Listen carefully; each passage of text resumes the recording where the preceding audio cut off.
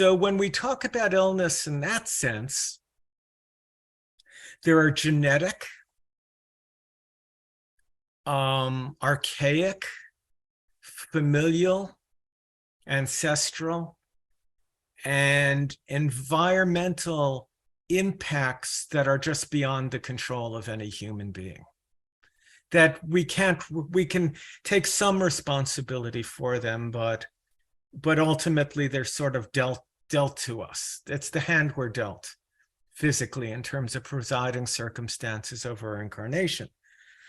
So we can have gross levels of illness, but when it comes, and we need to take responsibility for the dimension of them that we can, so getting enough sleep, hydrating, eating the best food we can, exercising, this sort of thing.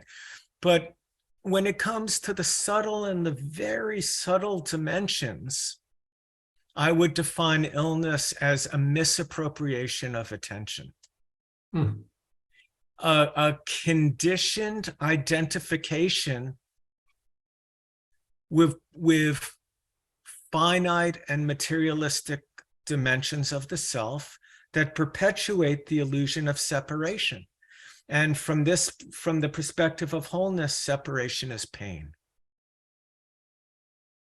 Literally in Chinese medicine, congealed blood, hardened blood is the basis of substantial pain, and blood is consciousness. So congealed and hardened blood is content that we hide from ourselves, for example, to create that is perpetuated by and itself perpetuates cyclically the illusion of separation. And pain is the voice of repressed content calling to us for integration. Just before you come into this, Alexander, these are very potent words when you said misappropriation of attention. Yes. Say just a little more about the quality of attention that's being misappropriated. Well, sure. Just very simply, just very, very simply.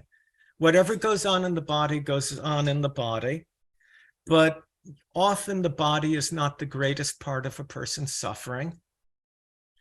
The body is the experience we're having, but what matters more is generally our relationship to the experience we're having. And most people are trained from the youngest age to take everything personally and to keep to know ourselves as a separate individual and to entrain all of our attention onto the purely personal dimensions of experience, in denial of the transpersonal, the subtle, the soul, psyche, soul, and very subtle spiritual dimensions of experience. And my experience in life is that as far as any individual could ever be in a moment from the realization of wholeness, the fact is always of wholeness. And that realization is only 1 degree shift of attention away and can happen in a second.